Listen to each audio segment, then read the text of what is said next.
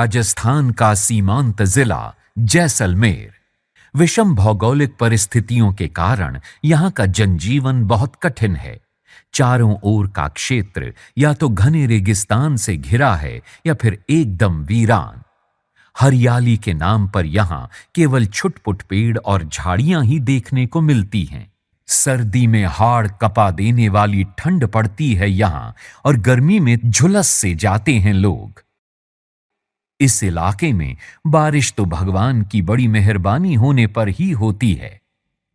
सन 1025 में मुगलों द्वारा इस रियासत की पूर्व राजधानी लुद्रवा पर आक्रमण के बाद उस समय के महाराजा महारावल जैसलदेव ने 12 जुलाई सन 1156 को एक पहाड़ी पर जैसलमेर के इस किले की नींव रखी।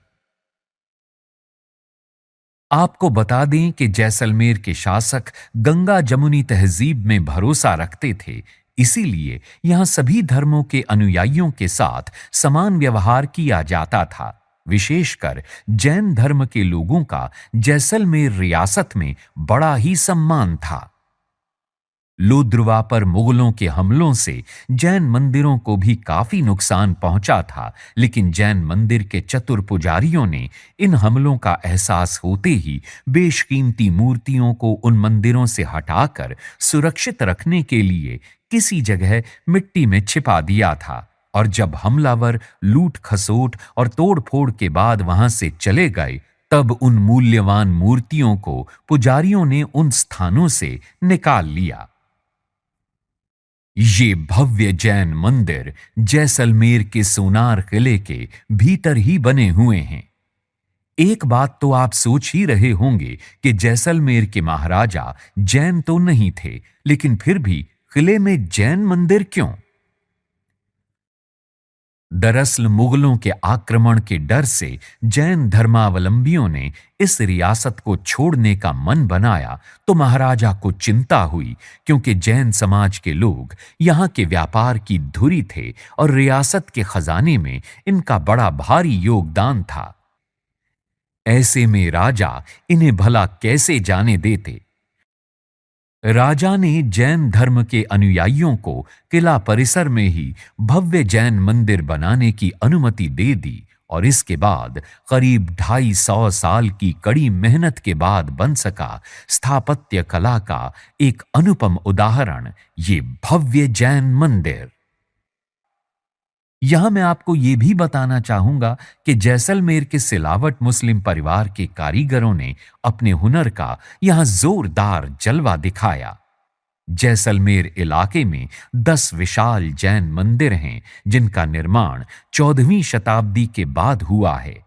इनमें मूल नायक चिंतामणि पार्श्वनाथ, ऋषभदेव, चंद्र प्रभु, शांतिनाथ, संभवनाथ, कुंतुनाथ, महावीर स्वामी और सीमांदर स्वामी के मंदिर हैं।